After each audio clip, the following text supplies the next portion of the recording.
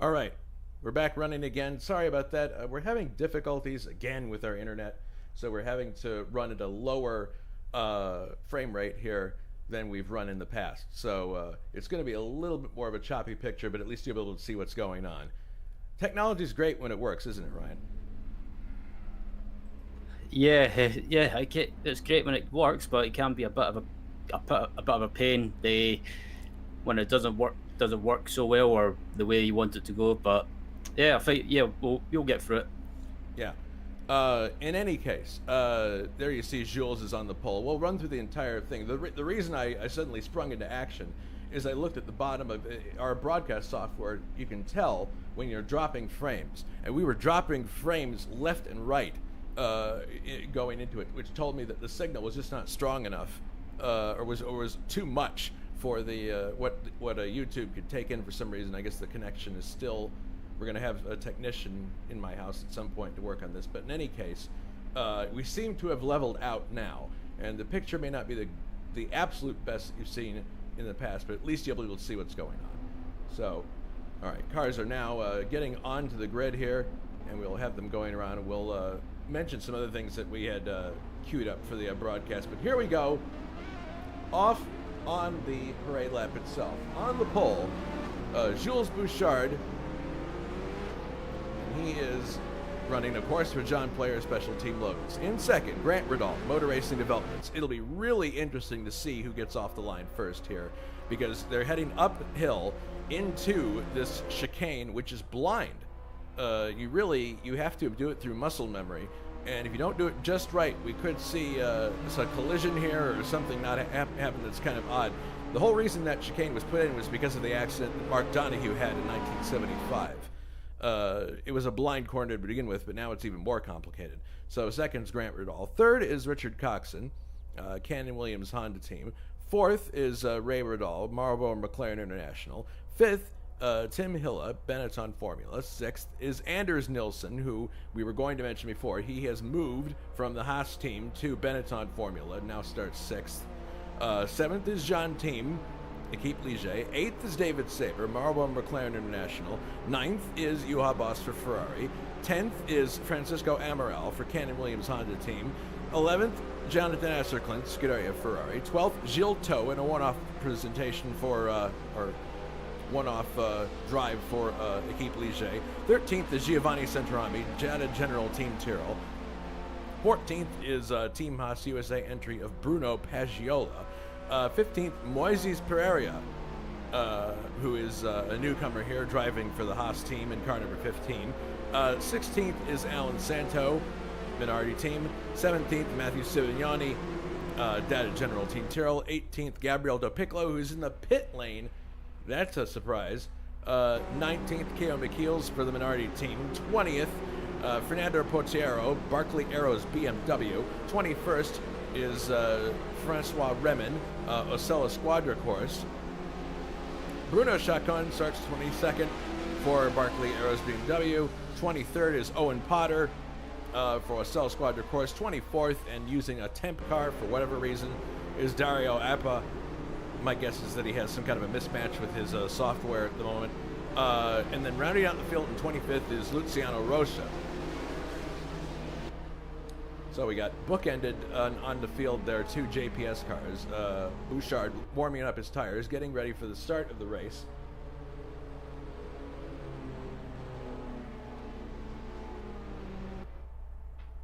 So it's going to be really interesting. This is a track that is going to favor the Brabham in terms of high speeds, Ryan, but it really is going to depend on who gets off the line first here. Jules does pretty good at starts. Grant will be looking to catch him sleeping or something, but we've seen incidents in the past between these two drivers leading into a race, and I don't know. What if you were a gambling person? What do you think would happen at the start here? That's a tough question, or one I wouldn't really want to answer, but Wouldn't want to put actual money on. yeah, exactly. Off the line, I don't know. I know in real life, off the line, when they done races, when the hosted races here in the 80s, off the line. There used to be some chaos, but hopefully we don't get that here today. All right, the cars are now ready for the start of the Austrian Grand Prix. And the race is underway. A little bit of slow roll from Bouchard. And there goes Grant Riddall into the lead. As they head up the hill, it is going to be Grant Riddall going through the chicane in first. And it appears Bouchard will be second. Right on his heels is Richard Coxon. As they head through the Halalicht chicane, let's make sure everybody gets through okay. Temp car and all. And it appears everyone's going to get through unscathed. That's great news. And there you see, Grant Riddall got the better of Jules Bouchard at the start, and he is leading the Austrian Grand Prix. This is the best it could be going for them so far, but keep in mind that as competitive as the Brabham cars have been so far, Ryan, they have a tendency to turn into teapots when you least suspect it. So we don't wish that on anybody, but it's a definite possibility as the cars stream through towards the Bosch curve. You can see how high the speeds are here, and you can just sense the delight of the drivers as they're heading through these turns. Grant Riddall leads, Bouchard in second, Cox in third, Hill at fourth. So you got the two, you got a Williams and then a Benetton, two Benettons, fourth and fifth, and Tim Hilla and Anders Nilsson. Actually, Ray Riddall has just moved up to sixth place, demoting John Team to seventh. Eighth is Juha Boss, ninth is Amaral, and 10th is Giovanni Centorami in his Tyrrell. So a good clean start, but definitely not the start that Jules would want, Ryan. Yeah, I was watching the replay of Jules, and it looked like he went to go off the line. And I don't know if the car bogged down, but he just didn't. It appeared anyway, he didn't have enough revs, as it looks like Richard Coxon's made the move into turn one to take second place. Watching from the rear wing of Grant, and we believe possibly that, Moises is out of the race already, and that's his first ISO start, so that's really unfortunate that he couldn't make it one lap. Del Piccolo is running 23rd, so apparently he had some kind of an incident on the start. He already was starting 10 places down from where he qualified, so we'll have to keep an eye. But that is disastrous for the Lola team, the Haas team. Both cars out of the race on lap one. And also, Coxon is now up to second place. Let's see if we can get a replay of what happened here. This would have been back a ways, I guess, but it looks as if Jules might have made some kind of error, some kind of mistake. We're running it back here to see. This is something that we didn't see happen. I think it happened right at the Halalicht. He might have been able to get through. Let's run it back here and see what happened.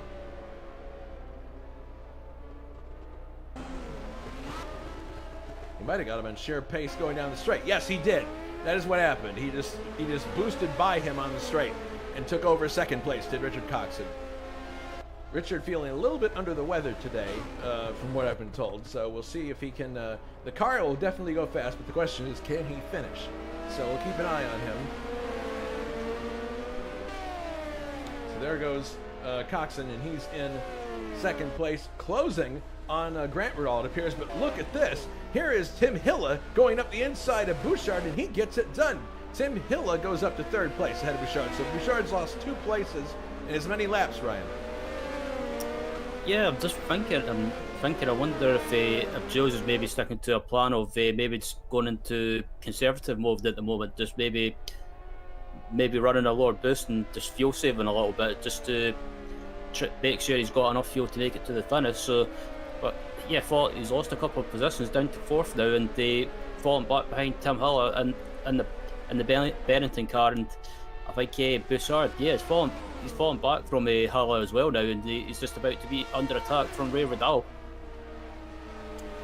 Yeah, I wonder if Jules is running harder tires, and his plan is to go the full race without stopping. It's worked for him in the past.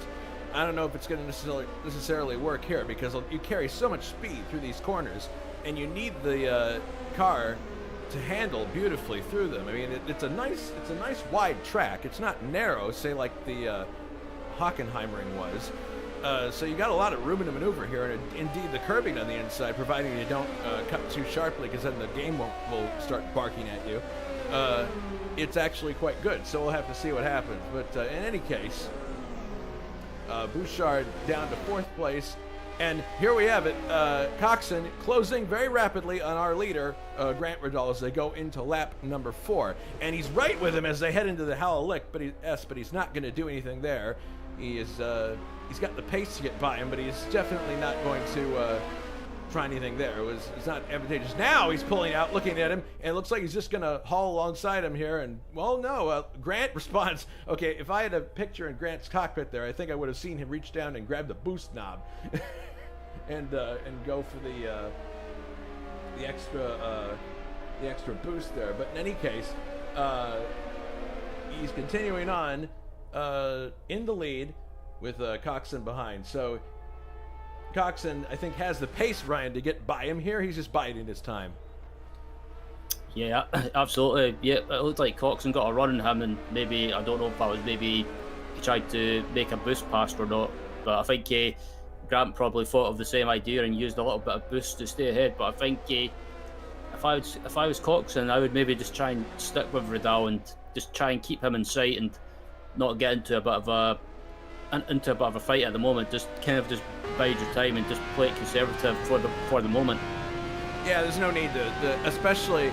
I think it was Coxon who mentioned to me before this race that this is a situation where your car's going to have some kind of damage before the race is over. In most cases, as wide as the track is and as high speed as it is, it really will tax you mentally. So Coxon, I think, is taking some time here just to settle back and see what develops here.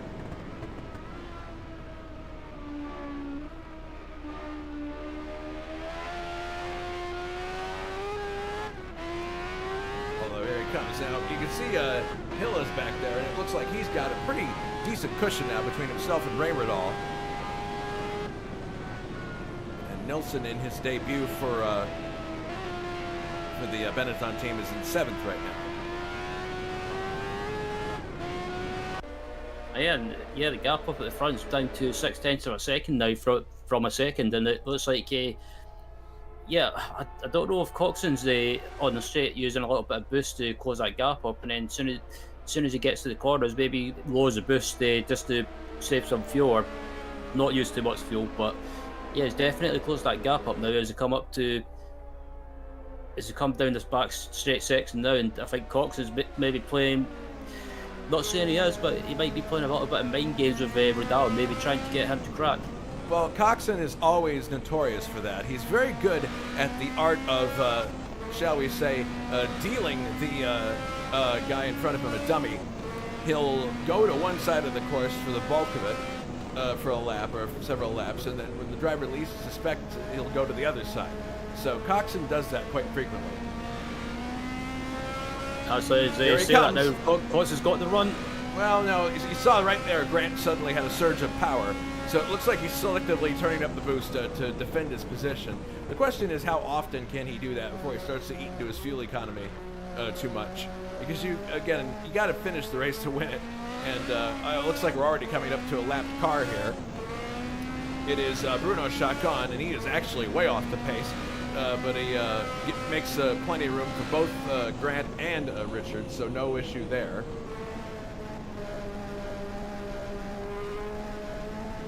Yeah, you talk about the boost, using higher boost, using more fuel as well. Another thing these drivers need to think about, they're probably not thinking about it at the moment, is engine wear. Well, if you're a Brabham driver, I think you have to think about engine wear.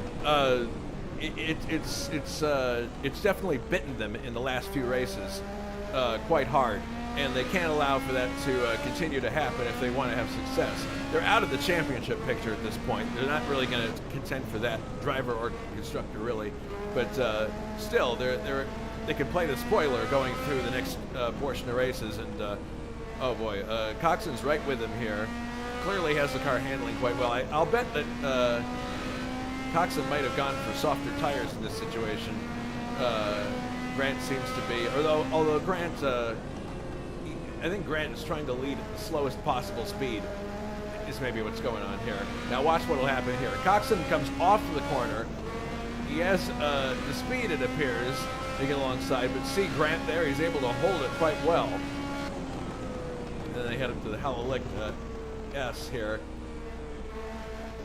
Yeah, so it's a question of how much pressure can Grant put up with before he just lets Coxon go, or conversely, how much pressure can Coxon apply before he starts to really adversely affect his fuel economy.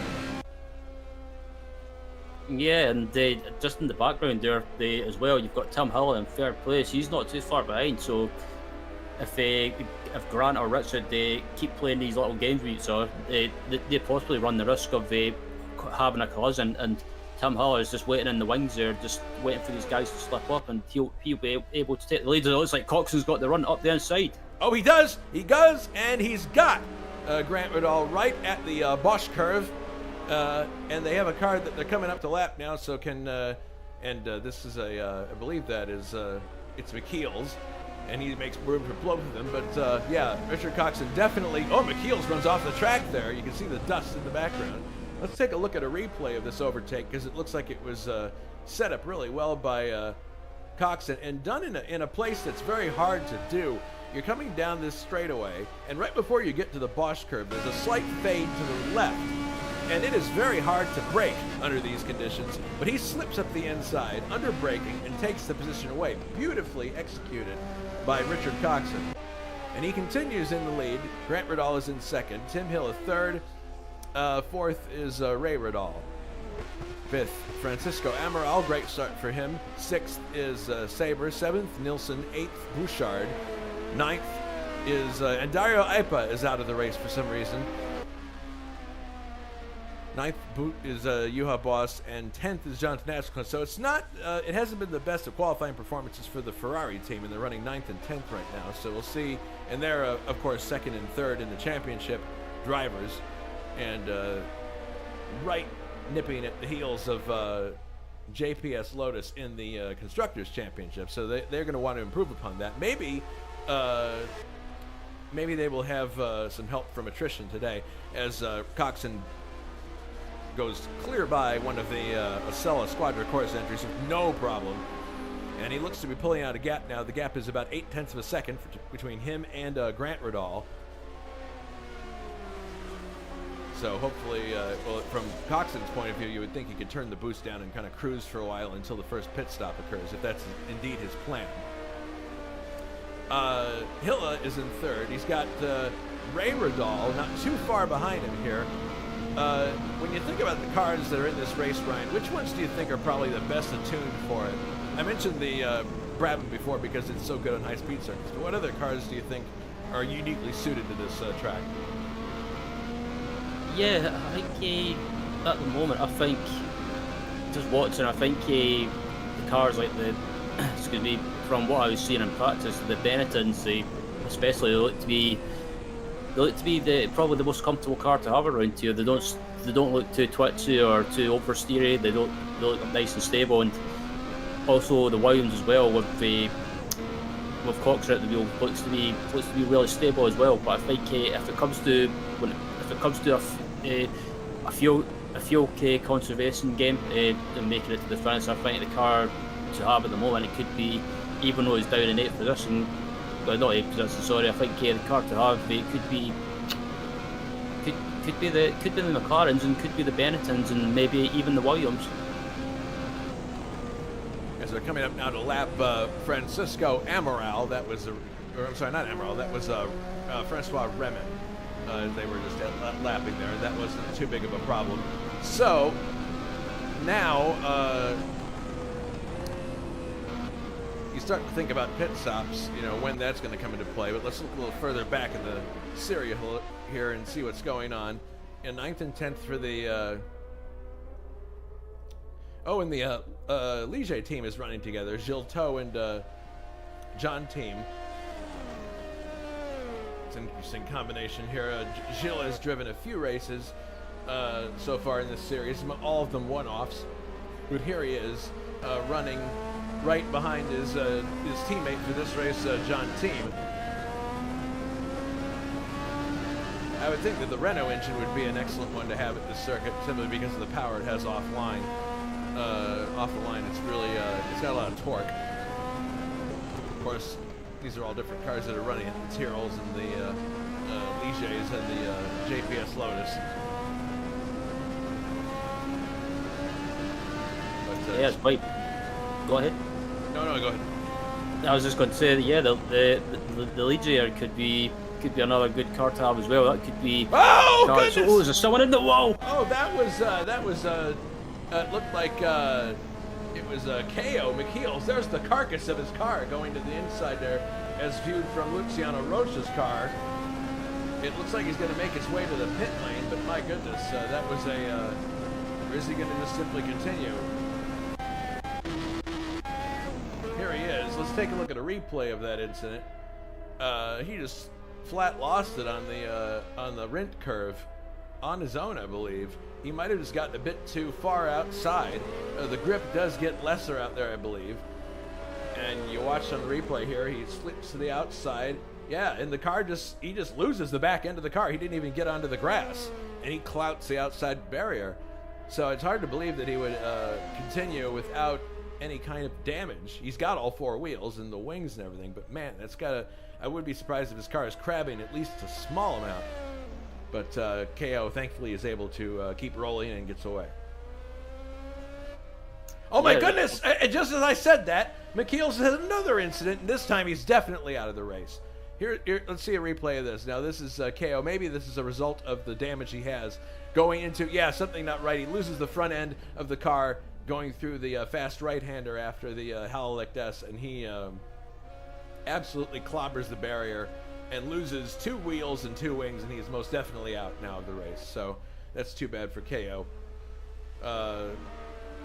When you move at high speeds on a track like this, it's definitely easy to get things wrong. Yeah, it just looks like the car just got a bit of a wiggle in the middle of the corner, and they just lost it into the wall, and that's pretty much it. Judging by the state of that car, day done.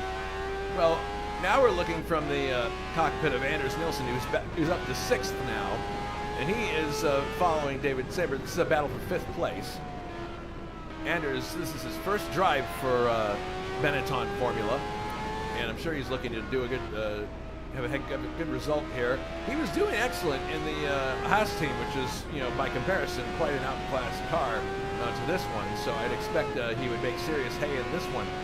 But had a decent start. He's up to 6th now. He was down for a little bit. Now he's back up to 6th.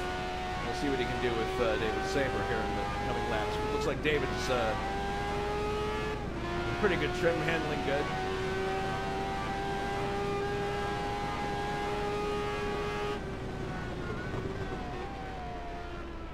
Through this Halleck S, which, as I mentioned, you don't really see the entrance point on the way up the hill, do you?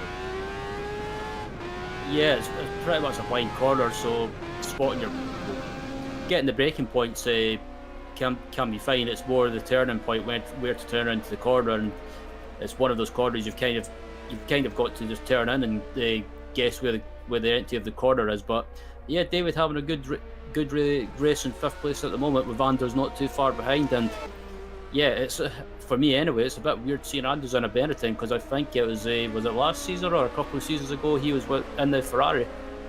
Yeah, he was. As Ray Riddall makes his way around Bruno, he is also closing on Tim Hille for 3rd place. It's actually almost he lost a little bit of time there lapping Chacon, but he's back running at full speed again. You can see Tim Hille there just in front of him. So he's definitely going to be looking for an opportunity to get by here. Another car up here that they have to lap. Cox still leads.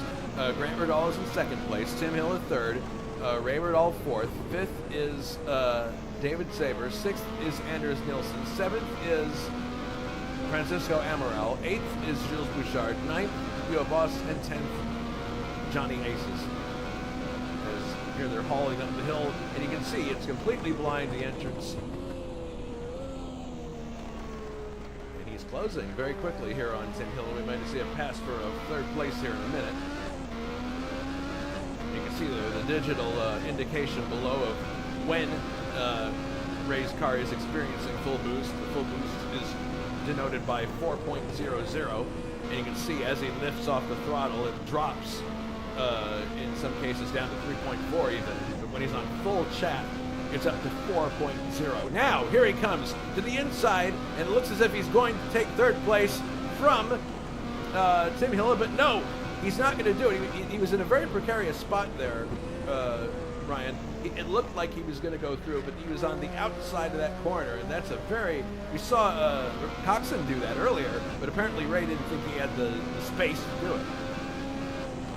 Yeah, it looked like Ray was going to go for the move, but I think he decided not to take the risk and try and make a move in that section of the track, because it looked like the gap was closing, and Ray sensibly decided to back out of it. But yeah, good racing between these two drivers, and I think if Ray can get a good exit on the exit of the final corner of the Jochen Rindt curve, I think he might be able to make a move down the home straight, but it looks like they're coming up to a back marker which could get in the way. Yeah, this is Matthew Sivignani they're coming up to now, and he's letting Hilla by on the right-hand side. I see what Sivignani's trying to do. He's trying to let the lapping car go by while losing the least amount of time, but the problem is now he's placed himself between Ray and Hilla, so Ray has got to get around him now on the exit here. And finally, Sivignani does the smart thing and fades to the right so that Ray can carry the momentum out of the corner and continue. You see there how much time he's lost just in that one corner.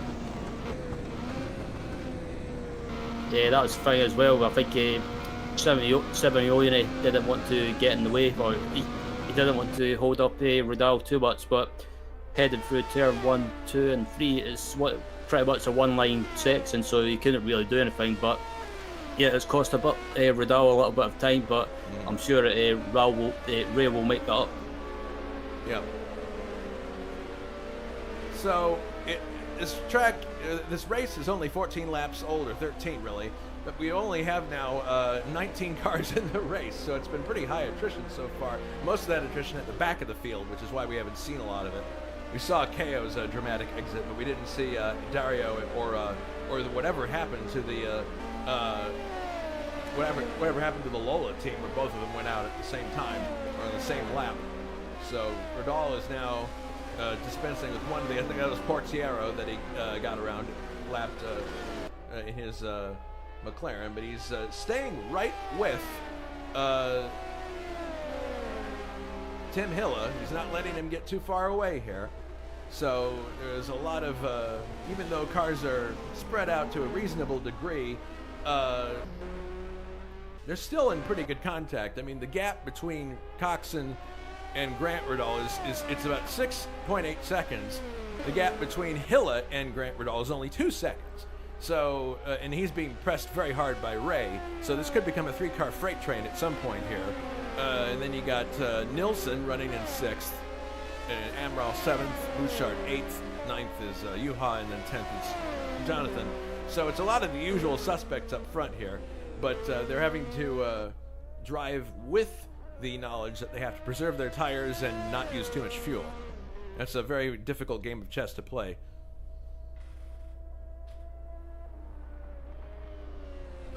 Yeah, I'm a bit surprised that Jules Bouchard's they somehow not managed to recover any positions. He's still down in 8th place, and I think I don't know if Jules is maybe struggling with the setup, or just not.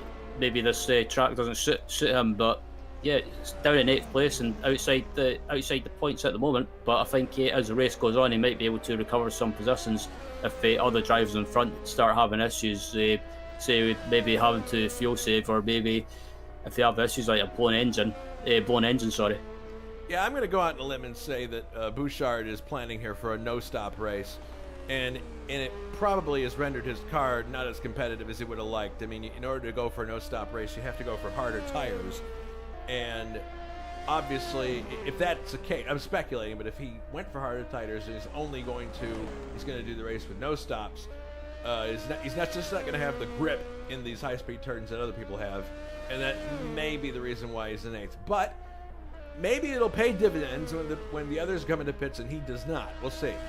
Depends on how much time you lose on those tires, assuming he's running a harder compound. He certainly is behaving like he is. Not a softer compound that others might be running.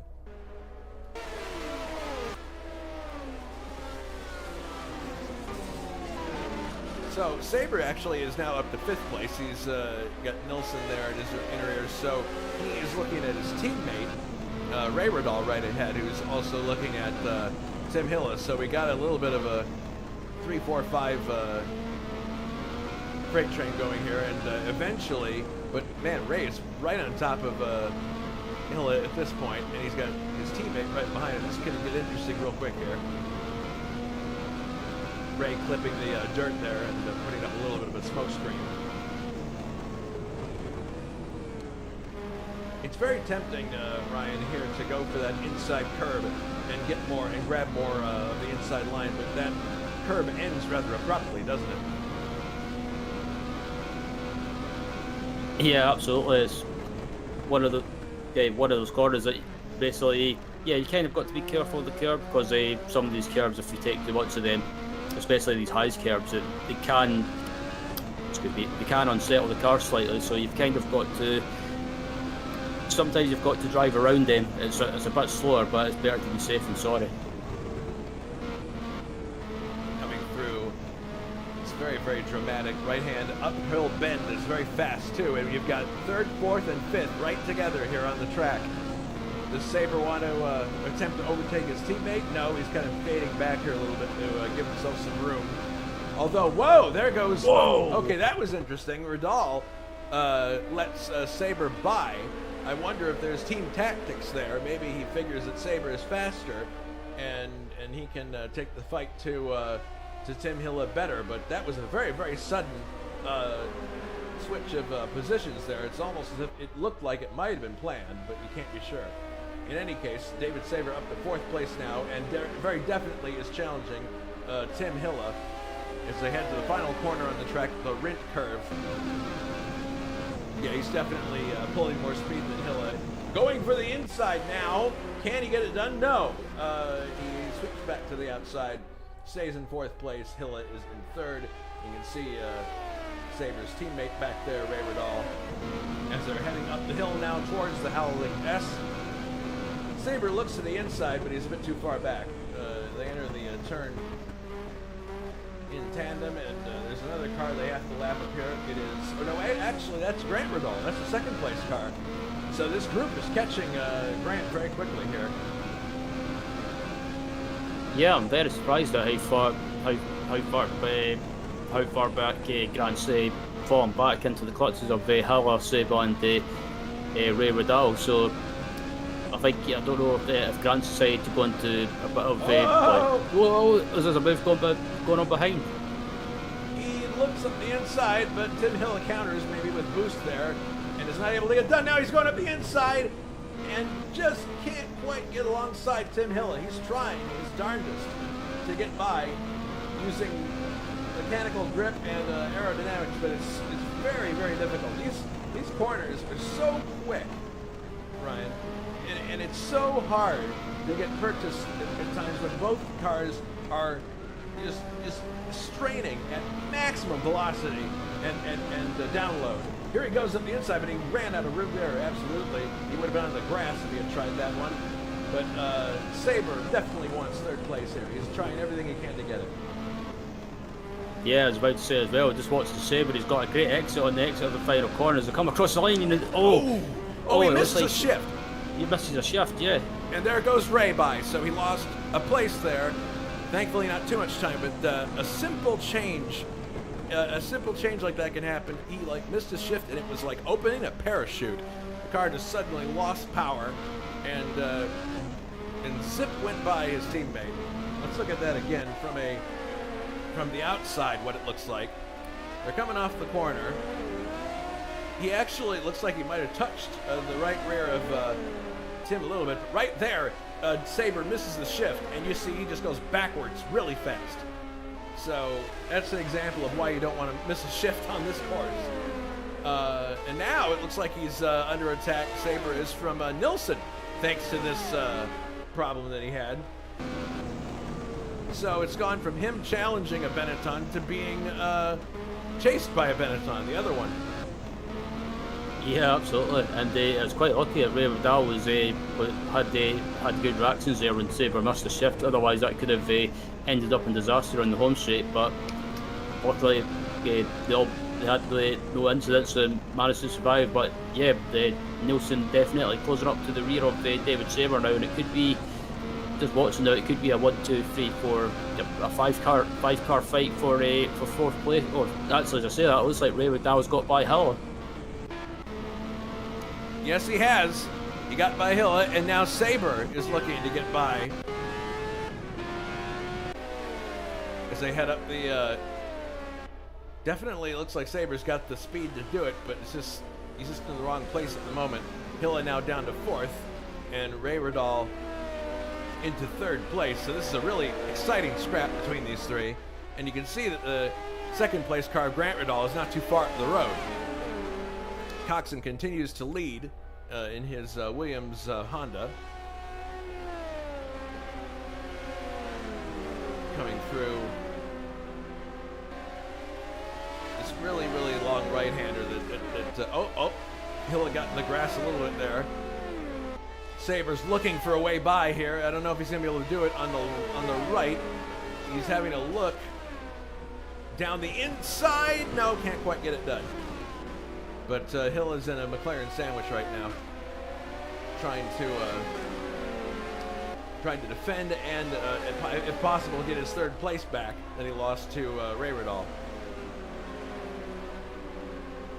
Yeah, it looked like it looked like there was a move going to be done, and yeah, Ray Riddell was definitely going away from Hilla as well now. So it looks like David Saber's trying to doing everything to try and make a move on Hilla to try and get by, but I think if I was Saber, I would wait until the exit of the final corner to try and make a move. But as I say that, I think David Saber's ignoring my advice. Oh, very close. He just snakes by, and he touches the grass there too, but he just gets by Tim Hilla. Tim Hilla down to 5th now, and the McLarens are now running 3rd and 4th, respectively. But Hilla doesn't look like he's going to take this line down. He has a quick look there, but oh my goodness, Saber had a very, very bad entrance into. And he gets by again. There he goes. Tim Hilla back into 4th. And now it looks like Anders Nilsson might get in on this fight. But here's Saber. Still under attack. Tim Hilla. And there goes Nilsson by. Whoa, look at this. Oh my goodness. David Saber on the inside takes 4th place back. It looked for a minute there like both Benettons would have gotten by. But Saber flips that script right at the entrance of the corner. That was incredible, Ryan.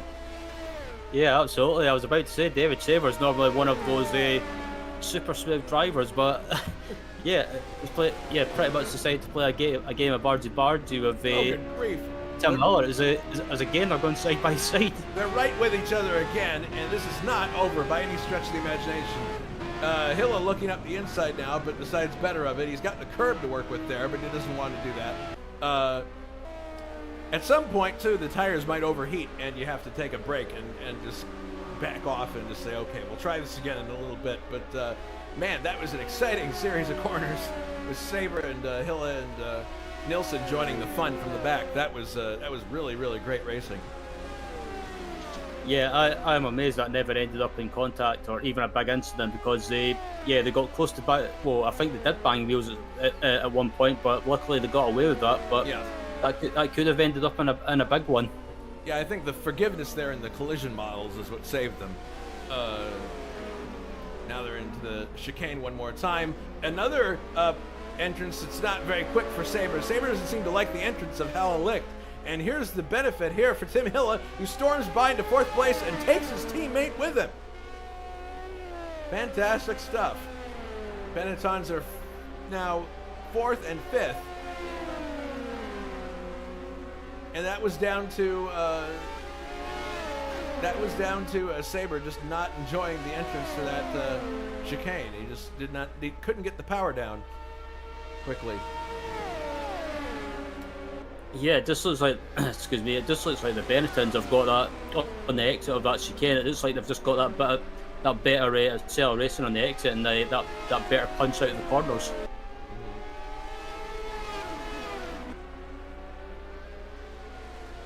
But yeah, looking at Saber, it looks like he's just decided to calm down and just kind of just settle back down and get back into a rhythm. And Hilla and Nielsen are starting to pull away slightly, but I think Saber probably recognised that getting feisty at this stage of the race was probably not the wisest thing to do. Yeah, probably not.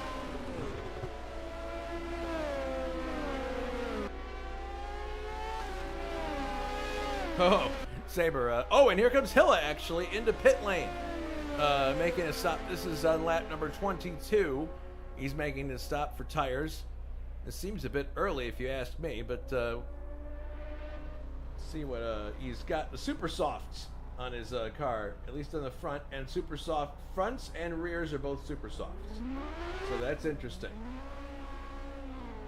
As Tim Hilla rejoins the fray, he's down in 7th now. He had a cone, actually, on his way out of there. He was so quick to rejoin. But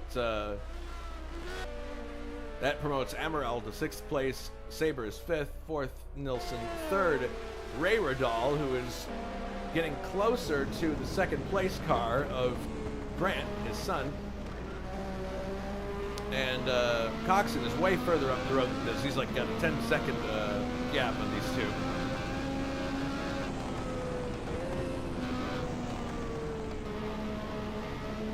Yeah, talking about Coxon as well. I wonder if he decided to try and build up as much of a gap as possible. Oh, maybe. My goodness! Oh, that's Francois Remin off the course, but thankfully it doesn't get anybody else involved.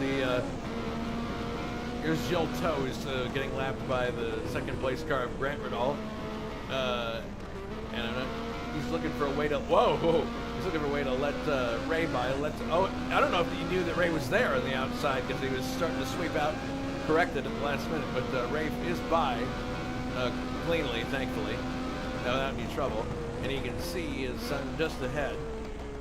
And there are more cars that need to be lapped, so it's a hectic lap around here. It appears.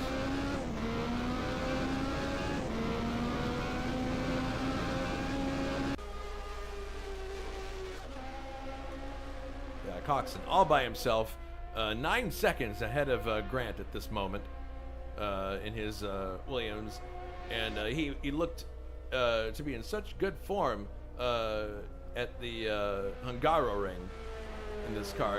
It's like one of those situations where you go, well, here's a case for a car and a driver just to completely gel, and he certainly did in that race. So we'll see if that translates into a win for him here at the Österreich ring. So things have calmed down to some extent now. Tim Hilla down to 7th now, which is what happened because he took his pit stop. He's on fresh rubber now. Jules Bouchard is down to 8th place now. So really, the best hope that he has to get back up the order is if people pit and he just stays out. So that's apparently, I'm willing to bet that's his plan. And then the Ferraris are running 9th and 10th still. Giovanni Santarami, who's worked a lot of magic for Tyrrell so far, is in 11th place. As we have another car into the pits. I believe that was Grant Radal. Yes, it is. Grant Radal into the pits. Let's have a look at what tire he's going for. He's going for softs on the back, and I believe, I can't tell. Yeah, it looks like softs on the front as well. He is now leaving the pit lane. There's Saber also in the pit lane. So that's two more of our leaders that have stopped. Grant rejoins the track in 5th place. Hilla is going to be 6th, and then here it comes Saber out, who's going to be down in 7th. So we're going to see a bit of a shuffle here as the front runners pit. yeah. So interesting tyre strategy. Switching to softer tyres. I guess. I think for the rest of the race, I wonder if the drivers are switching. Have decided to switch to the softer tyres. I wonder if they're deciding to go for a bit of a sprint race strategy for the rest of the race and try and maybe regain some of that time. Well, I think the idea is, at least the conventional wisdom would be, Ryan, that you've burned off X amount of fuel to this point, and so the tires that you put on for the second stint don't have to be as hard as the previous ones were, and you can expect more out of them because of the lesser fuel load. That's at least what I've been told is the rationale. So that could be part of it, but we'll see what happens because you're running with less fuel, so you don't have to punish the tires as much. It's a very different circuit. This one, it's a high-speed circuit, but very different than, say, the Hockenheimring, which is like just flat-out blinds and chicanes. And here, you carry a lot of speed through the corners, and that speed is transmitted down to the tires and into the pavement. And there's going to be more wear here, for sure, than you would get at a track like, say, Hockenheim. So Sabre continues on in 7th here. Yellow flag in this area in the Howell-Licht. Not sure what's going on. Looking around, I do not see any problems, but in any case, Hill is 6th. Grant is down to 5th after his pit stop. Amaral is now up to 4th place, and Coxon is 3rd. So Coxon made his stop as well. So you have, at this point, you have the McLaren of Rayredal leading, and Anders Nilsson in 2nd place for the Benetton, but they have yet to pit. So Coxon made his stop there somewhere along the line, and we didn't see it, but Coxon is down to a 3rd, so now it's going to be a question of, Coxon's essentially going to re-inherit the lead as long as he doesn't do anything hugely detrimental to his drive. We'll see if Ray comes in this lap. That'd be really interesting, too, if the strategy were completely different for these two and they were able to stay out front, but I doubt it. I doubt that's going to be the case.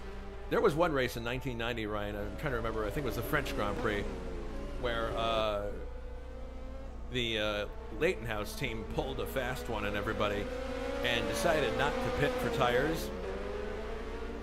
And they had a really fast car at that time because of the aerodynamics that Adrian Newey had designed for them. And they ended up running 1st and 2nd most of the race. Do you remember that one?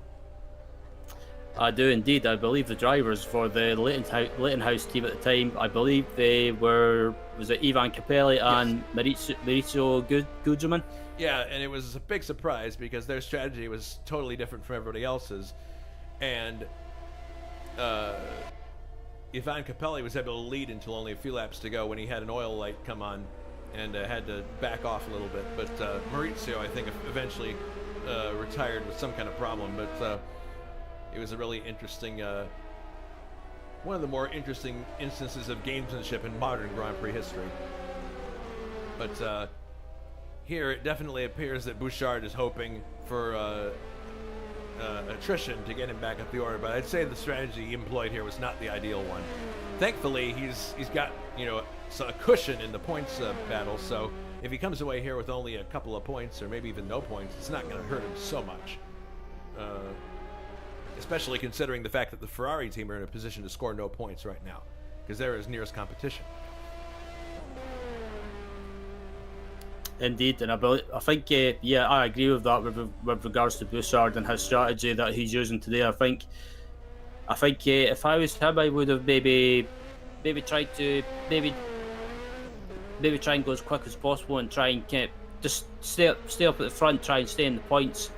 But I think his strategy, if it is a strategy of maybe going conservative in the early stages, I think it's backfired.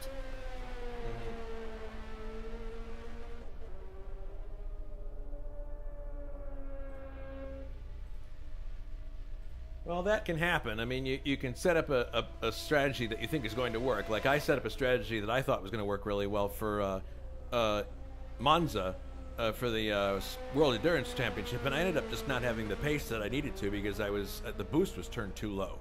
And then when I realized I was going to finish the race a few laps behind the leader, I just turned up the boost at that point. I'm like, man, I should have been running this boost all along, I guess. But it can be a very difficult thing to think about and do on the fly while you're driving. You're trying to think of this stuff. It's going to be really difficult. This is where a race strategist would be helpful.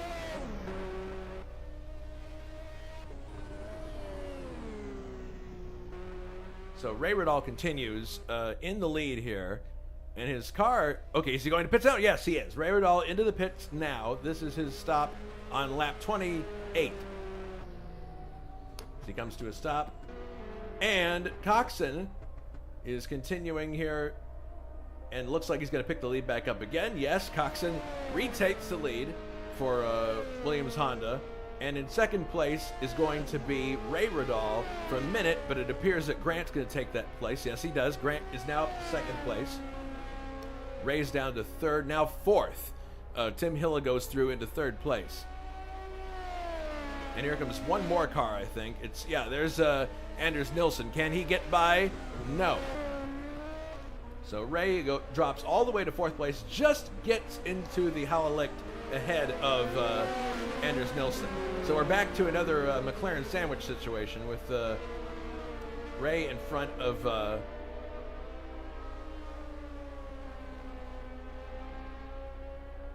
Anders Nilsson, and then you have David Saber just behind. So, and Ray, of course, is trying to get those tires up to temperature. So if Anders wanted to attack, now is a prime opportunity. But it appears that that's not going to happen at the moment. So Tim is in third, Grant back to second again, and Richard Coxon back to first again. So things pretty much shook out the way you would think they would. So now Coxon has to take the rest of the race, make sure he watches after the engine and does not abuse the tires too much or use too much fuel on his way to, it looks like, potentially another victory here, driving for Williams. Now, Grant is the big X factor here, if you ask me, because his finishing rate with this car has not been very good. So if he could pull a second place here for Brabham, that would be fantastic. But it's easy to forget, as fast as these cars are, they don't have a great finishing rate. Yeah, and I believe I think in real life in the 80s as well, the mid 80s or the 1986 season, I believe that the Brabham or the motor, the MRD was quick, but the engine, as quick as it was just too heavy and, like you said, not very reliable. That's from what I remember from a documentary I watched with Derek Warwick, who was famous for stepping into that car in real life after the unfortunate death of Elio De Angelis. Mm-hmm.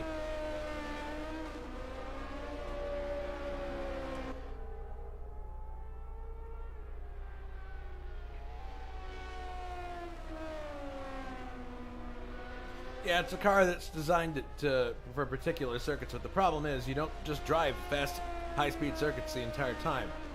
It's only one type of circuit that you race at, so it kind of gives you a disadvantage at the other rounds. So the logic of that design approach could be somewhat flawed if you think about it.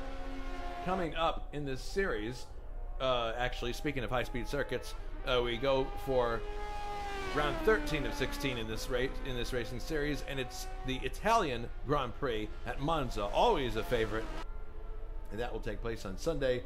You notice the date, September 17th. That's a long ways from now because we take our usual summer break for the league during the month of August. But that is when you will be seeing the next race in this series, in September 17th. So we won't be seeing these cars for a while after today. Trivia question to ponder. We never did get to this, but let's talk about it now. Who won the first Austrian Grand Prix held at the Zeltweg Airfield on September 1st, 1963? Was it A, Innes Ireland, B, Joe Siffert, or C, Jack Brabham? We'll have the answer later in the broadcast for you. So the gap between Coxon and Grant is holding steady at about 10 seconds right now. We'll have to keep an eye on that, see if he's able to reel him in. And then Hill is 4 seconds back from Grant Riddall. Yeah, these cars are all pretty well spread out, except for the group here. This is Nilsson being hounded by David Saber. These two are definitely engaged in a battle here. And you can see Ray Riddall just ahead of Nilsson. So this group has been running together most of the race.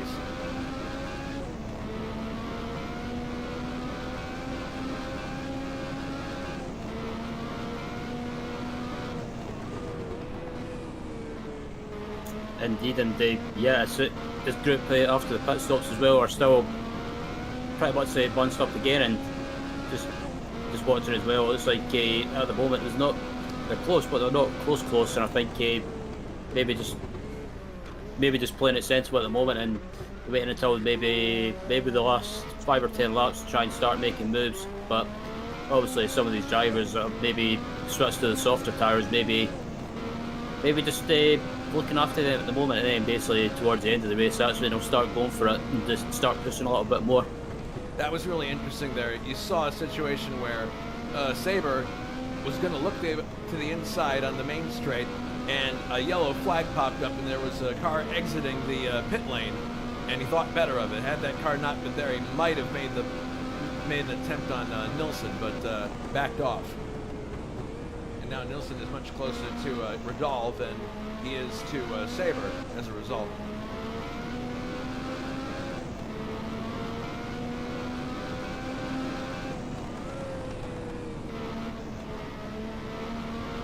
Nilsson swinging way wide here, and they head through these two really fast left-handers. Oh, Saber's clipping the grass there. I mean, it's very tempting to use that inside curve, but you don't want to do it too often because you're just putting that much more strain on the tires and causing them to heat up that much more. And if you heat up the tires in these cars past the point where they're good, you're suddenly populating understeer city. Yeah, and the other thing with using that inside those inside white curves as well, like, sometimes from the lap side they're off fire, it can unsettle the car sometimes, and also it can unsettle the car and maybe make the car unstable, and you might get sideways or even spin. So got to be careful of that. And I think most of the drivers I've seen today so far have kind of just been basically getting close to it as much as possible, but not too close. So I think some drivers have just been a little bit cautious. But yeah, after the bit of the mayhem, the mayhem and chaotic battles going on, especially up at the front earlier on, it all seems to have just settled down for the moment.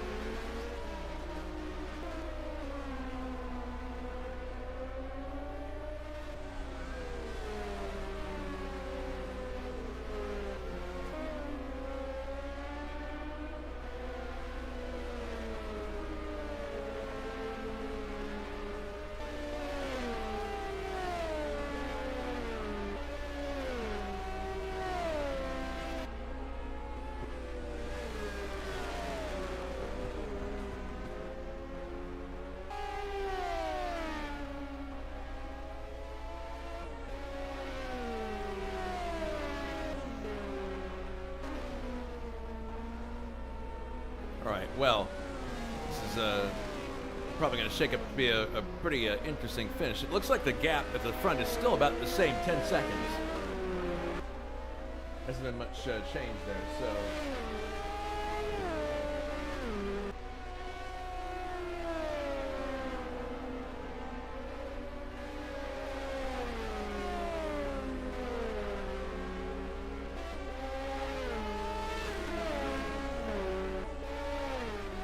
Yeah, just what's in the race at the moment and what's gone on so far as well. Who would you say has been the standout or the standout driver for you in this race so far, Jason? Probably Hilla in his ability to stave off all this pressure. I mean, it's one thing to drive in a sim race by yourself and be quick and do well. It's quite another thing to drive at the limit and be under constant threat from people behind you. And look at this now. As I speak about him, Hilla is ready to overhaul Grant Radal for second place. So Hilla has not only dealt with the pressure well, but he's continuing to advance forward. So I'd say he's the standout of this race so far. That's probably the hardest thing about sim racing here is that you're on your own. You can be fast. That's not that big of a deal as long as you do your homework, figure out what the car likes, what it doesn't like, and you can lay down a good lap. But then you're driving with other people, and if they're putting pressure on you, that can really throw you off your game. But Hilla doesn't seem to be affected by any of that. So I'd say he's my standout. What about you? Yeah, I was thinking about it as well. I think just looking throughout the field and the drivers have still got at the moment, I think standout driver, excuse me, the standout driver for me so far would probably be just, I think probably when that battle was going on for the third place between Sabre, Nielsen and Hiller, I think probably, yeah, I'd go with Tim Hiller, because that battle that was going on with him, Nielsen and Sabre, with when they were getting a bit close to each other and banging wheels, I think Hiller, he could have maybe got a bit frustrated and let it get to him, get flustered, but he's actually kept a cool head and he's still in second place. Yeah, looking really good. 10-second gap still to the leader, Coxon. And if you're in Richard's point of view, I would think that you just drive with enough speed to keep yourself ahead of second place. If the gap starts to go down, you can respond with a little bit of boost and stabilize it. So it's probably the kind of race that Coxon's running to the end here. But Grant Riddall is not letting this go. He is staying right with Tim Hiller. He wants second place, absolutely. So he's right there with him, and he's just waiting for the right moment. These cars both running BMW engines, remember. And here comes Grant. He's going to sweep by on the inside. Ooh, very close to the grass there. Ooh, oh my goodness, very close quarters action. Is he going to be able to get it done? No, he can't. Hilla holds it on the outside and keeps second place. That was a brilliant defense by Tim Hilla. Yeah, and that's another thing, something I forgot to mention at the start of the broadcast about that corner. If you're on the outside and if you're still ahead into the corner, and if you're still ahead in mid corner, on the outside line, it doesn't look like it, but you can carry that momentum on the outside and possibly carry the speed and stay ahead. Yeah.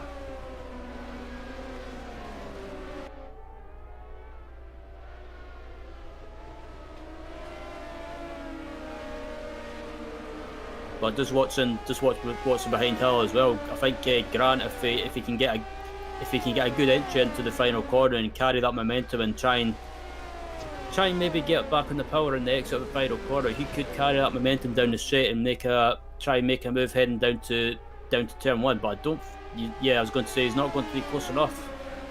Not now. He's backed off quite a bit. He's going to have a tough time getting in here and finding his way through, but back into second. But look, you can see his back end starting to fishtail there, so he might be starting to have some tire issues potentially.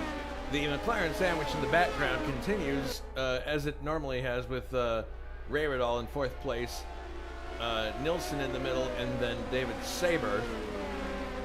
At some point, you would think that we're going to probably have to wait until there's about 10 laps to go, and then the cards will be on the table. We'll see if people can make any last-minute moves here, but they're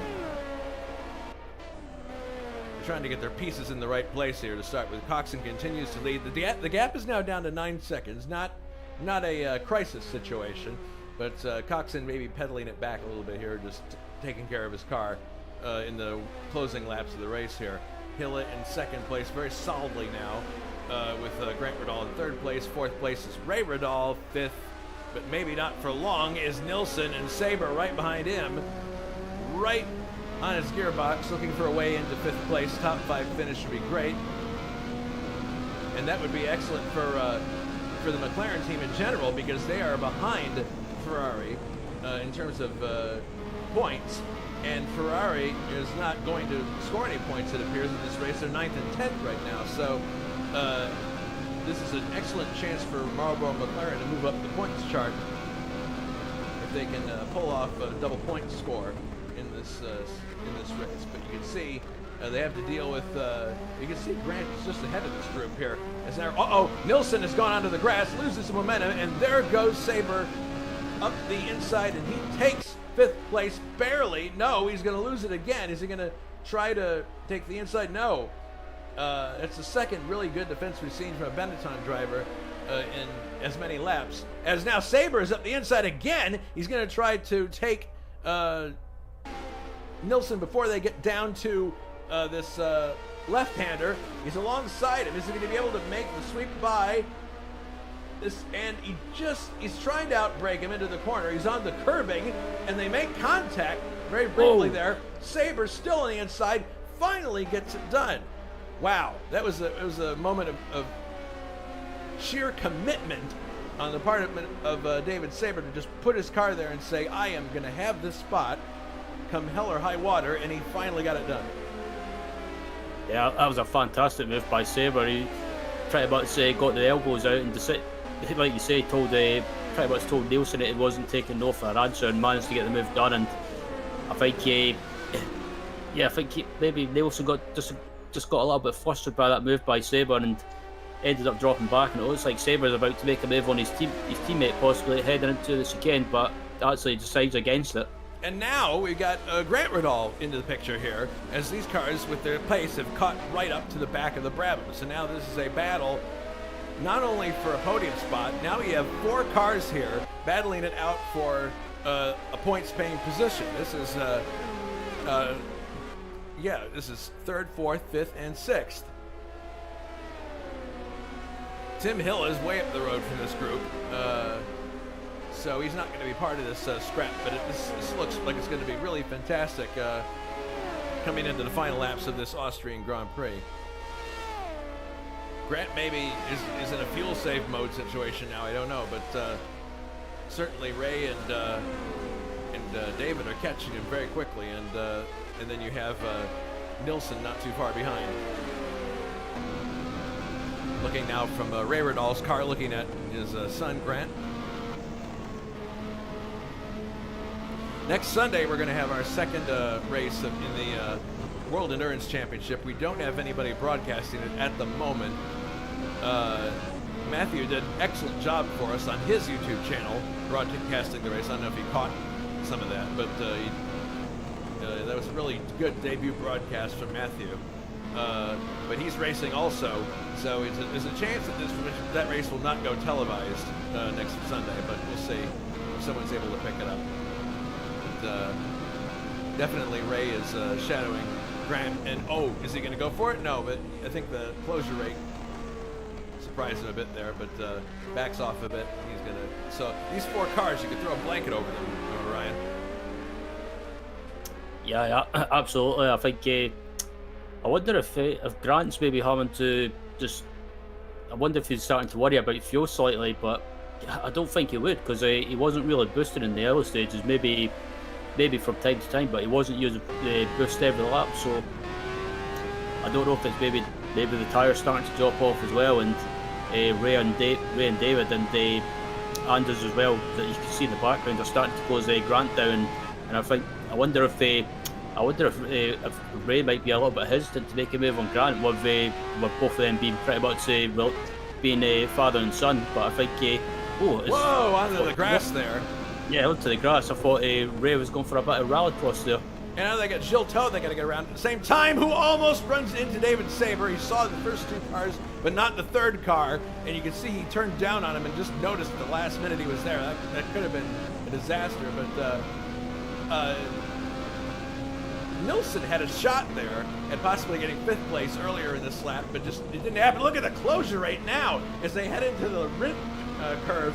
My goodness, this is a fantastic scrap. No orders at McLaren, I'm assuming, as far as team orders, but there they are, right together, the beautiful red and white duo of David Sabre and Ray Riddall. Another great race for these two. They're very good at keeping out of each other's way and having good races, and the reliability of these cars is pretty good. And Nilsson's backing off actually here. He's lost some speed. Now here comes Sabre looking at his teammate, thinking he might be able to get by. Go ahead, Ryan. Sorry. Yeah, I was about to say, it looks like Sabre's got a great run now. And, yeah, I was about to say, it looks like no team orders at this McLaren team, so it's pretty much as it looks like. Whoa! Oh, Sabre's like a Rottweiler. He's just he's menacing. Yeah, he's just a situation here where if you can't find a way by somebody, you basically try to intimidate them into making a mistake. It can be nerve-wracking when you're trying to close on somebody in front of you and you got another car just biting at your heels the entire time. Eventually, your mental acuity starts to wane.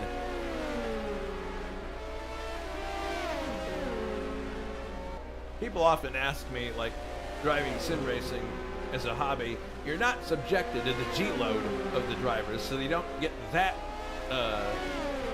transmitted to you. What is the same, if anything?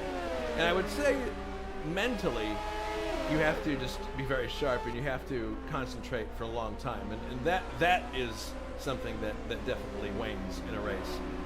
Mentally, you just get less and less and less sharp as the race goes on, and it's easier to make a mistake. At least that's what I've found. I don't know about you. Yeah, I find that sometimes as well, especially in a long race. I was about to say there's a move that's been done. I wonder if that was a bit of a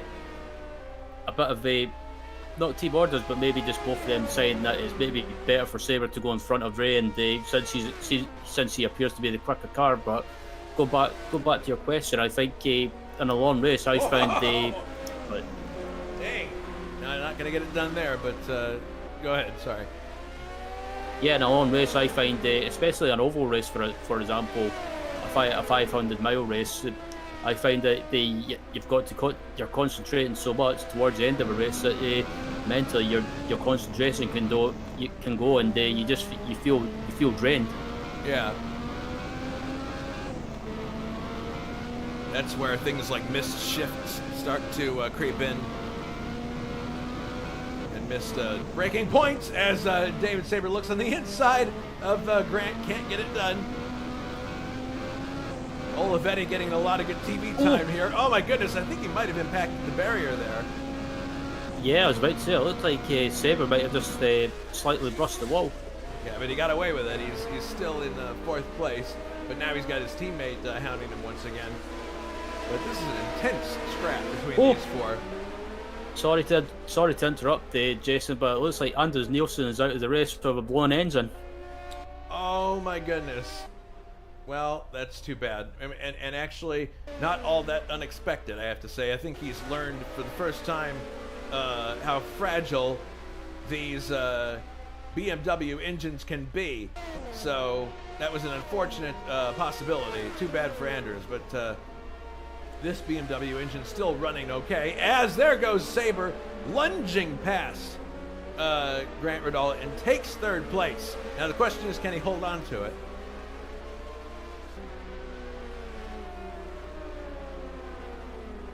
Yeah, it's been a titanic scrap between this group.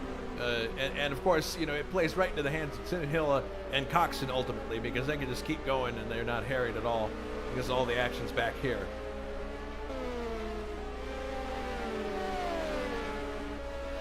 Indeed, and I just noticed up at the front as well, but the gap between Richard Coxon and Tim Hill is down to about 3.3 seconds now. So that gap's came down dramatically. So I don't know if Cox is maybe, again, going back to the fuel discussion, I don't know if he's worrying about fuel or if it's the tires starting to drop off. Well, we're on lap 44 right now out of 52. So about 9 laps to go in the Austrian Grand Prix. And here's a rare sight, a Ferrari being put a lap down by Tim Hilla, and there's Matthew Sibignani just ahead. You can't see Coxon yet.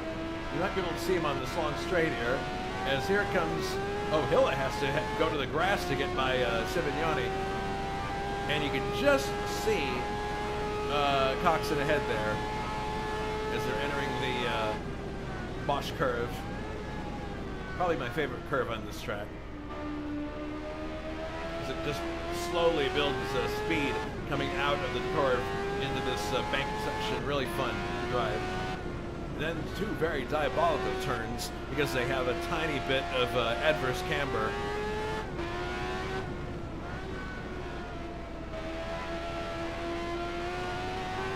This one particularly right here, this is adverse camber, right-hand turn. Back to the Rindt curve to complete the lap. We'll see what the gap is between Hilla and Coxon as they cross the line this time, with about 8 laps to go now, I believe. It is a 3.8 second gap, so Coxon has responded slightly. So he probably figures he's got just enough of the race in hand in here, and so he can just, ease off a little bit. Doubt there's any real problem that he's having. He's just taking care of the car. But, yeah, very strange to see a Ferrari in that mix, Ryan, and realize it's not on the same lap. Yeah, it's a bit weird seeing a Ferrari being lapped, and I think, but probably, Jonathan and Yuha will probably feeling slightly frustrated by that, and I think maybe just the Ferrari not suiting this track, or maybe it's just Yuha and Jonathan just not being it. I'm not saying they can't, but maybe just they finding it a little bit difficult to extract the pace out of the Ferrari.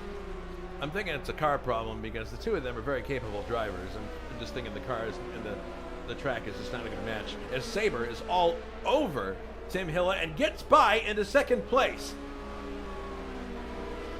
So that was very decisive there, that pass, and you see that Hilla's dropping back quite quickly now. So we now have a McLaren running in second in the form of David Sabre, winner of the opening race of the season in Brazil. And he has got a 3.9 second gap between himself and the leader. Hilla, and it now looks like Ray Radal is attacking Grant here. Might have a chance to go up to fourth place. These McLarens seem very well suited to this track.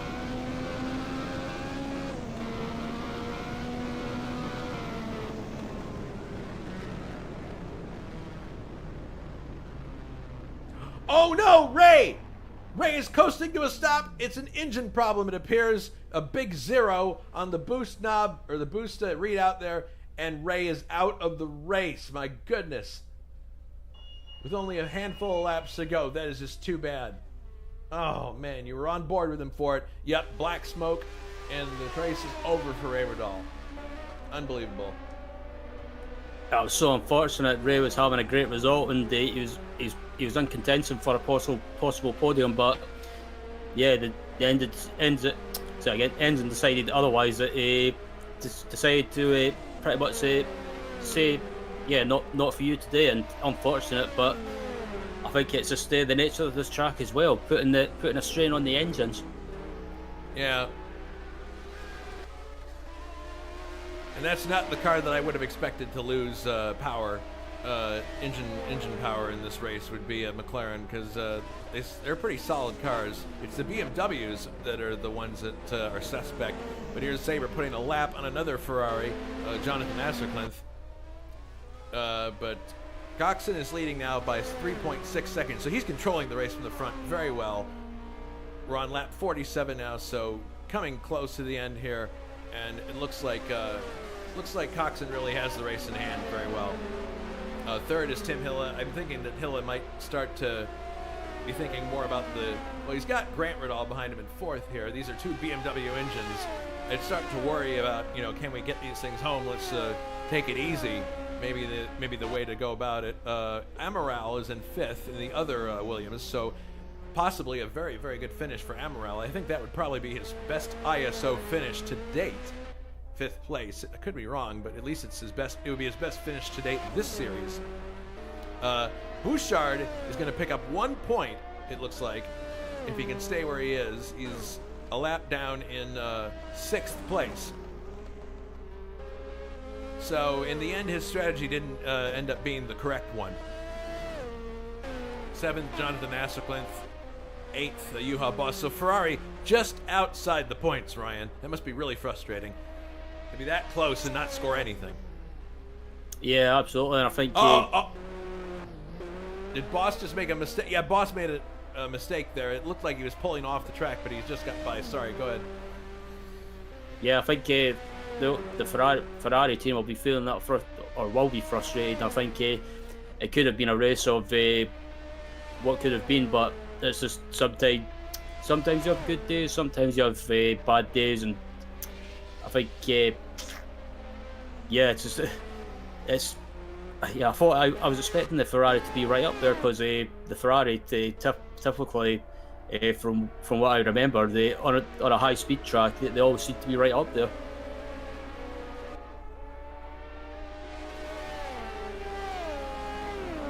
But yeah, I think he just at the moment nothing's really going on now, and I think at the moment that gap at the front between Coxon and Hill as they went back up to about 7.7 seconds now. So Coxon's upped that pace a little bit, just building that gap again, and I think I don't want to jinx him, but I think it's just he just needs to keep on the track and get it to the end, and he should be on course for a well-deserved victory. Well, it's a different person pursuing him now because Sabre had some sort of a problem and lost 2 spots. He's down to 4th place now, and we have Tim Hilla in 2nd with Grant Riddall in 3rd. So that happened very, very fast. Must have been a mistake of some kind on Sabre's part. In any case, Grant is following Tim Hilla now, and the gap is actually now down to, let's see here, 7.9 seconds now. So it continues to drop, but I doubt there's going to be enough time for either of these drivers to contend for the win. It's going to be probably just who can finish 2nd. Sabre still there in contact with him in 4th place, and 5th is Amaral, much further back. 6th is Bouchard. So constant dicing here from 2nd through 5th, you know, a lot through the race, and in a way I think that might have helped to ensure Coxon's success here today. Is when you have so much elbows out action going on behind you, it's hard to keep touch the leader. As here's Grant, he's having a look now. Benetton versus Brabham here. Just doesn't have the room, but there is Sabre. All of a sudden, Sabre has a surge of adrenaline here, and he's trying to get by Grant, but there's a good chopper shot for you of 2nd, 3rd, and 4th place cars. And here's Sabre. He's carrying some momentum up the inside. Is he going to get by? Yes, he is. And my goodness, look at Grant out to the marbles out in the back there. He gathers it back up, but Sabre just swoops by into 3rd place. Now looking at Tim Hilla. Could he get back that 2nd place? There's Owen Potter on the outside there trying to make room for this group. Not an easy thing to do. And it looks like Sabre may have, well, he definitely hit the grass there, but goodness. Having another look here as they go into the Hellelic Death. Not going to happen here. But this group has produced so much action. The action's been behind the leader the entire way. Absolutely, it's been a fantastic move, and as I say that, it looks like Sabre's got the run. He's going to go for the move. Inside. Inside, and move done. As he takes a lot of inside. Yeah, he manages to get it done. He must have had some kind of problem a couple laps ago that we didn't see it happen, but he dropped back 2 places, but now he's got it right back. Here comes Grant on the inside of Hilla. Is he going to get him for 3rd place? No. Hilla successfully defends the position. But my goodness, lots of action in this group here all day long. Absolutely, it's very between this group has been plenty of action going on, and there's nothing to separate them. But I have to say, David Sabre, if there was a driver that's been pretty much feisty for the whole race, it's David Sabre. It's definitely been very feisty and getting his elbows out and up in 2nd place, and definitely dropping Tim Hiller now, who's starting to fall into the clutches of Grant Riddell.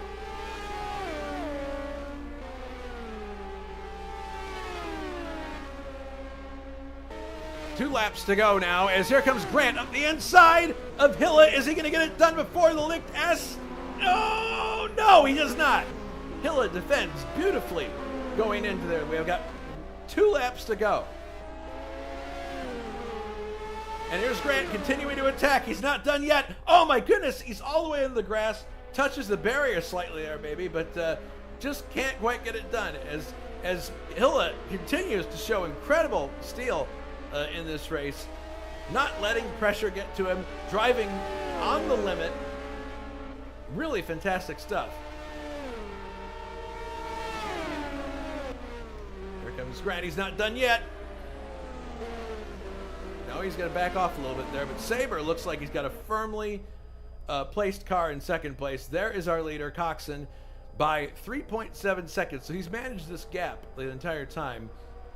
and he's got the car in excellent shape. And we mentioned earlier that he's not feeling all that well today, Coxon. So that just underlines his performance here, that he's able to still do as well as he is, feeling slightly under the weather. Here he comes into the final turn, and he will be starting his final lap of the race.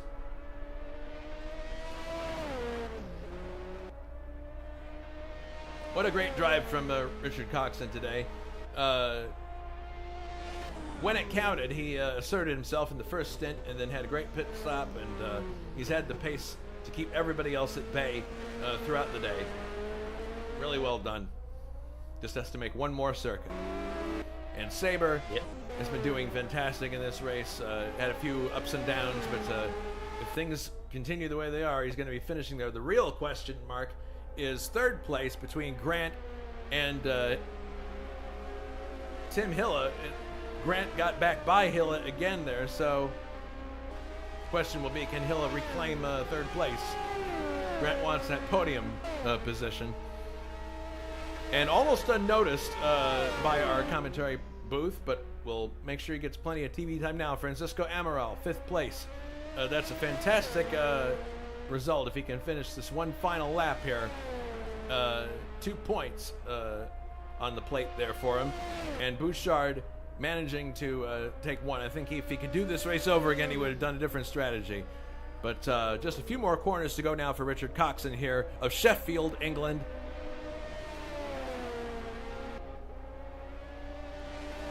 And the legendary Nigel Mansell, Red 5, heading through the final turn here onto the main straightaway with plenty of time in hand. No stress for him. And there is the checkered flag. Richard Coxon wins the Austrian Grand Prix. In second place, David Saber, a lot closer actually than we would have thought, but he just managed to close up right at the end. And there they are, your first and second place cars. David Saber pulling up to congratulate the winner. Richard Coxon. Grant Riddall finishes in third place. Fourth place for Tim Hilla.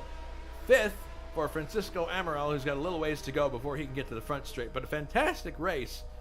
Maybe not at the absolute front, but towards the middle of the points paying positions, Ryan. Really exciting. Excuse me, yeah, absolutely. Some great drives further back in the points, and definitely I would say driver of the race, if there was a vote, I would probably say Francisco Amaral for that 5th place finish. As definitely, he's my driver of the day. Francisco almost didn't make it to the finish line, a spinning Tyrrell in front of him there, but he finally gets to the finish line, and here's Jules Bouchard about to motor in for 6th place.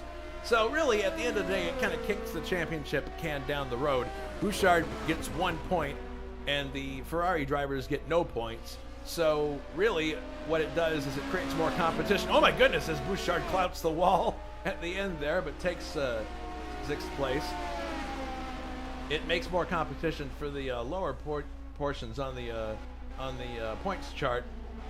Bouchard really, I don't think is going to hurt too much after this race championship points-wise, because Ferrari didn't score.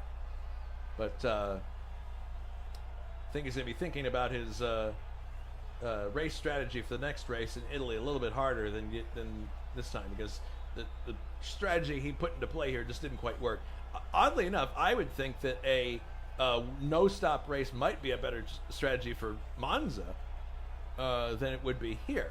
I don't know. We'll see. But he does come away with 1 point at least.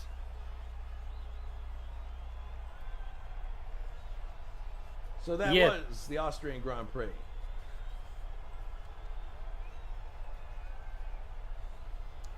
So any thoughts as we exit this broadcast, Ryan? Yeah, I have to say it was good to call one of these races again, and fantastic action up at the front, and also that battle in the first half of the race and towards the end of the race for the final couple of steps on the podium. And I think if it's a good preview or a good hit indication of what to expect at Monza, and it wouldn't surprise me at Monza if we expect if some drivers to maybe do a 0 stop, and hopefully after the not so good result for the Ferrari team, hopefully they can get back right up there at Monza. Actually, we have the winner of the race in the booth now with us, Richard Coxon. Congratulations on an outstanding drive. It looks like you really had the measure on everybody today. You surged to the front right when it counted in the first stint, and then after the pit stop, you were really well placed. Just managed the gap all the way home, and that's the way it appeared from here. Yeah, it was just I wanted a clean race, just by myself, effectively. So it was hard to get past Grant at the beginning because he was just so quick on the straights. So I had to wait a bit and find out where we were a bit weaker. But then, by the pit stops, the rear tyres really struggling. I don't know if it were like that for everyone else, but for me it were a big issue. So what did you go with after the for the second stint? Just softs or? I went with super softs again because, the track round here is incredibly cool. So getting the other tyres during practice, it just weren't happening. They won't get into a good working window. I see. Ryan, do you have any questions for Richard? Yeah, but just when you're in that battle of Grant in the early stages of the race, what were you thinking to yourself at the time? Were you every time Grant got a run on you or you got a run on Grant? Were you kind of saying to yourself, is it worth getting into a battle at that part of the race, or did you decide to just stay behind him and use the pit stop to try and leapfrog him? Well, I wanted to run on my own, and I knew I had more pace than Grant in race trim, but it was just a case of I couldn't out drag him. That Brabham was that low drag, as in reality, he would just rocket on the straight. So I just spent a few laps planning where to overtake him, where we were a bit slower. Just made sure I had a good exit from turn 4 so I could overtake him into 5. And then it would just concentrate for a bit, create a bit of a gap, and then, as Jason said, try and manage it. And that was the plan. I was getting very nervous when Sabre was charging at the end. I didn't have much else left in. So, to see him spin, although I'm sorry to see it, I was a bit relieved. All right, well, we have time for the trivia question before we go. Trivia question, just to refresh everybody's memory, was who won the first Austrian Grand Prix held at the Zeltweg Airfield on September 1st, 1963? Was it A, Innis, Ireland, B, Joe Siffert, or was it C, Jack Brabham?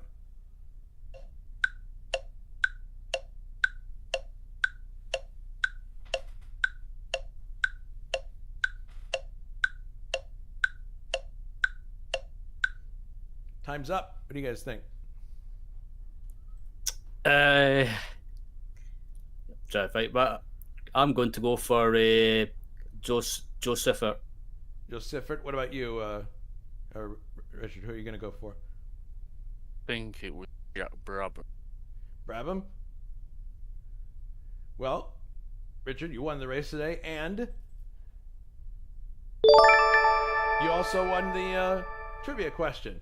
It was indeed Jack Brabham. So, sorry, Ryan.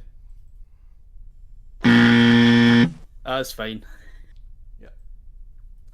All right. Well, to remind everybody of the next race for this series, it's not going to be for a while, but it's going to be the Italian Grand Prix around 13 of 16 on Sunday, September 17th. That's on the other side of our summer break, and that will probably start at broadcast time of 1945 CEST. The race will start at 2000 CEST, but that's the next race. And I mentioned this result pretty much kicks the championship can down the road, so we'll see what happens with the championship fight with Jules and everybody who's trying to catch up with him when we get to Italy in about a month's time or so, but a little less than a month. But anyway, thank you very much for your time in the booth, Richard. We appreciate that. And thank you very much to Ryan for calling the race with me. Great color commentary. Great to have you in the booth. It's been a pleasure, and thanks for having me. Yeah. All right. So that's it from here. Thanks to everybody else. And we managed to get the race in, even though the internet was fighting us for a second there. But I want to thank, again, Ryan for his help in broadcasting, and thank all of you for watching. So this is Jason White saying so long from Zeltweg. We'll see you again on our next broadcast for this series in September. In the meantime, take care and please be safe.